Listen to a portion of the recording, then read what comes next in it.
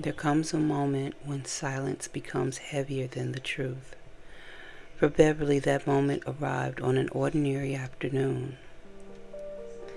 The city moved the way it always did, loud, restless, and impatient.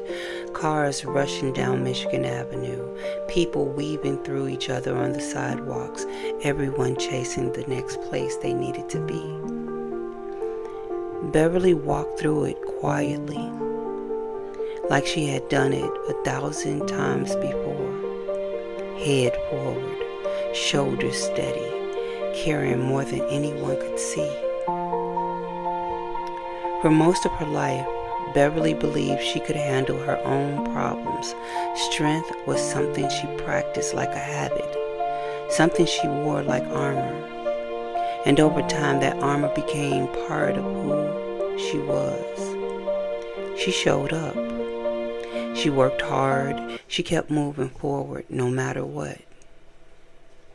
But even armor grows heavy after a while. That afternoon, Beverly found herself standing outside a quiet office building overlooking the lake. The city stretched endlessly around it, but inside the building, everything felt strangely still. She hesitated before walking through the doors, not because she didn't want help, but because asking for it meant admitting that something inside her had finally broken. The office was calm in a way that made the silence louder. Soft light spilled through the windows. A small fountain trickled lightly on a table in the corner. A bonsai plant rested beside a green sofa that looked almost too comfortable for the moment.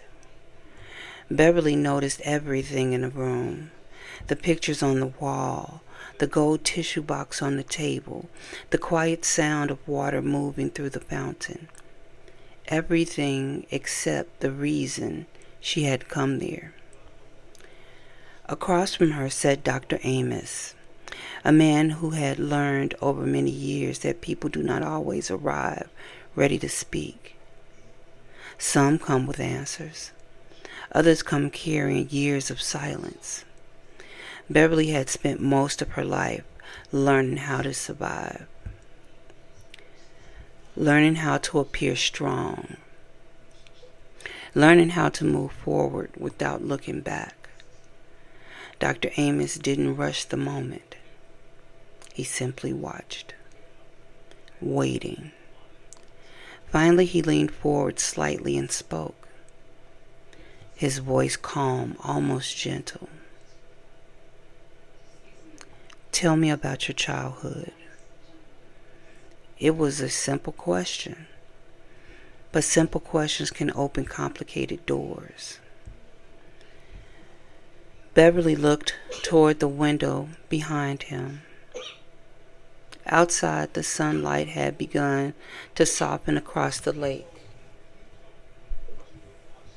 The city moved in the distance, but inside the room, the only sound was the quiet rhythm of the fountain.